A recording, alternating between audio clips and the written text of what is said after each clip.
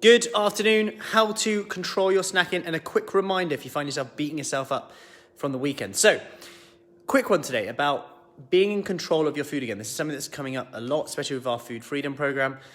So I want to touch on this today. Now, I've never really known anyone or spoke to many people who have pretty much got a better relationship with food, who are in a place where they need a better relationship with food from skipping breakfast. Okay, it's rare, it does happen sometimes, but normally people do better if they have an issue with binge eating, especially comfort eating, snacking, picking, those tastes, those bites, those licks, which start to add up. Normally people tend to do better if they have breakfast, lunch and dinner. And when you look at the research, I've spoke before about the research into older women, where if those who had higher protein at breakfast tended to have more muscle mass, which we know is important for insulin resistance, we know is important for bone density, we know it's important for longevity, diabetes risk, heart disease risk, could go on, making everyday tasks easier, independence for longer. We know all these things already.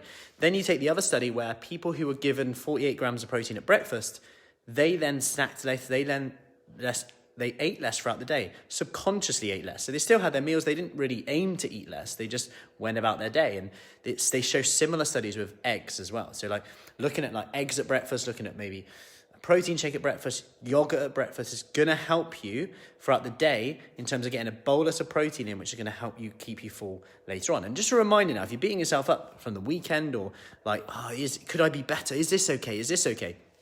There's always a negative to every decision. There's always a positive to every decision.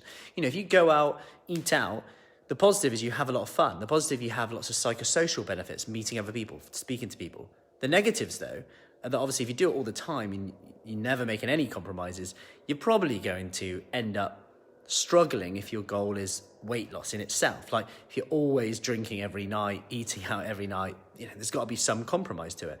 Likewise, if you eat tons and tons of beans and pulses and you're like, I'm doing so well, there's a drawback to that. People might not want to be around you for that long.